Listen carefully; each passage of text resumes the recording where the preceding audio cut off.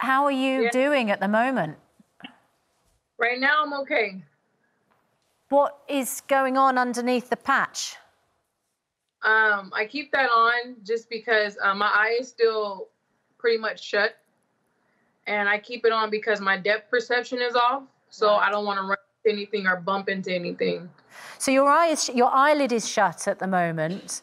Is the damage to the eyeball as well? Yeah, I don't want to get too graphic, but fair enough. They said parts of my eye were blown out. Ouch. Neil, explain what happened, what the situation was at the point that the police dispersed the crowd and were using plastic bullets. Had you seen anything being fired up to that moment? Up until then, it was peaceful. We were out there for about 3 or 4 hours. And then there was something that happened that kind of agitated the crowd. And so they sent more police out. They sent, like, I would say 20 more police officers out. And then the crowd was actually saying, hands up, don't shoot. Mm. And I was actually walking away. I was walking towards the sidewalk. And I turned around to see where my brother was at. And that's when it hit me. Was there a sense, Nia, you say you were walking away from the heart of the protest towards where your brother was.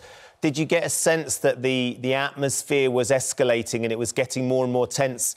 The arrival of those extra 20 police officers sort of... Did there was a feeling that the atmosphere was changing? It definitely made the situation more hostile, I believe. And what is it like? What is the feeling like when you get hit by a rubber bullet? I mean, we can see the damage and you've described it, but what is it? It is. I keep saying, like, it's a pain that it hurts so bad that you can't even describe it, and your eye is already a sensitive part of your body. So I just keep saying it felt like I got hit with a cannon. It was instant. As soon as it hit me, it was pain. My eyes swelled up. It was bloody. It was a lot. Lisa Bloom is your legal representative. I mean, what are the rules, Lisa Bloom, over the use of rubber bullets in protests? Police are not allowed to shoot into a crowd unless they give a very clear dispersal order first. They have to say it loudly, clearly, repeatedly. They have to tell the crowd where they are supposed to go, identify an exit route, and give them a reasonable period of time to exit. None of that happened in this situation. And so Nia has now lost the use of her eye, probably for the rest of her life. It's an appalling violation of her constitutional rights. What have the police department said about this? So far, what they have said is, gosh, we don't know if it was our department, because there were 3 different law enforcement agencies there from the city, the county, and the state. We believe it was the Sacramento City Police Department because of the uniforms, although the uniforms are similar. It's appalling to me that they don't even know if they shot rubber bullets into the crowd that night. Nia is not the only one injured. I have other people who have reached out to me as well. Police should never be shooting into the face of peaceful protesters or anyone else, causing these kinds of injuries. You know, protesters are our heroes right now. They've been our heroes throughout history. Unless the police are being assaulted, physically attacked, or somebody else's, there is no reason to use violence. Nia, once you were hit by the rubber bullet and you've gone down, as you say, your eye swelled up, was there any reaction from any of the law enforcement near? Did they come over to see if you were OK? Did they help try and get emergency services and ambulance crew to you? I just stood there. There was actually an off-duty EMT there that helped me. An emergency medical person, but not officially on duty with the police department. Nia, you were there protesting against what the police did to George Floyd. How did his killing affect you? What was it about that event, that visceral video, that moment that led you to be part of that protest? I think it just came to a point to where I'm exhausted and I'm tired of seeing the same thing happening and the same outcome. The same videos keep getting put out. We keep seeing these Black men being killed by these officers and little to no punishment is happening.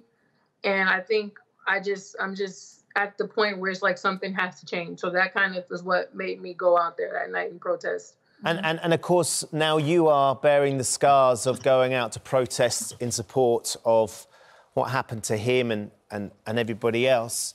And I'm every time you look in the mirror, every time you go about your daily life, it would seem that's always going to be with you. How does that feel? It's a lot to process. It's a lot to process. I have to get used to this new way of life.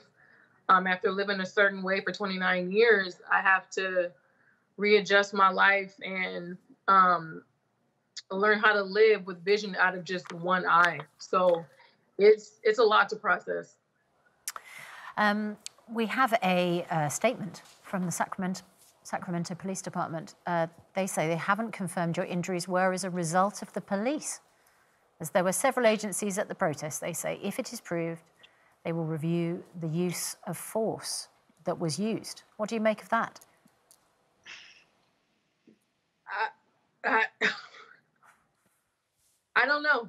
Do you think they should probably review the use of force anyway? Yeah, I just feel like it's kind of a normal thing to where it's kind of it's kind of like we don't know what happened. You know, I think it's kind of repetitive in a way. Yes. Nia, obviously it was a hugely important protest that you were on and something that you wanted to be there to show your support. Is there any part of you that's obviously, having lost your eyesight now, regrets being there that day? No. I don't regret it at all.